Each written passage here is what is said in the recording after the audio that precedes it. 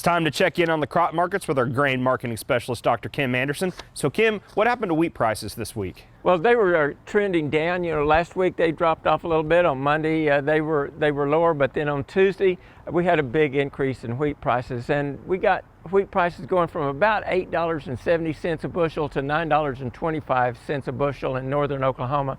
And I think the important thing is that those cash prices broke that $9 level, and that's been a resistance point lately in wheat prices. So we're above that. We'll just have to see where we're going from here. So why the volatility?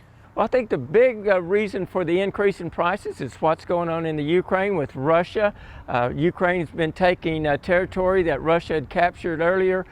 President Putin has been under the gun. There's been calls for him to resign within Russia, and the way he sees to get his points back up, get back popularity increasing, is to start winning in Ukraine. He says he's going to call 300,000 reservists in, that he may go nuclear, and that he may shut down the Black Sea again. And when he starts threatening like that, then prices are going to move. Do you think that that's going to spill over to corn and beans at all?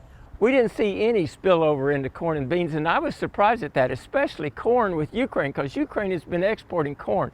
But I think that shows that the world is more concerned with food, with the wheat as the food, than it is with corn or soybeans.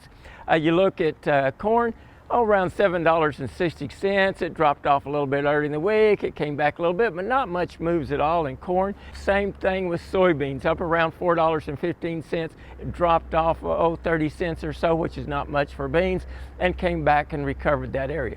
So not much going on there. Also in cotton, really no impact. You know, cotton has fallen from about $1.16 for that December contract down to 93. It came up to about 96. The big impact is wheat. So besides Russia and Ukraine, is there anything else impacting prices? I think the dollar index, and that increasing value of the U.S. dollar, I think, is having an impact on all the prices.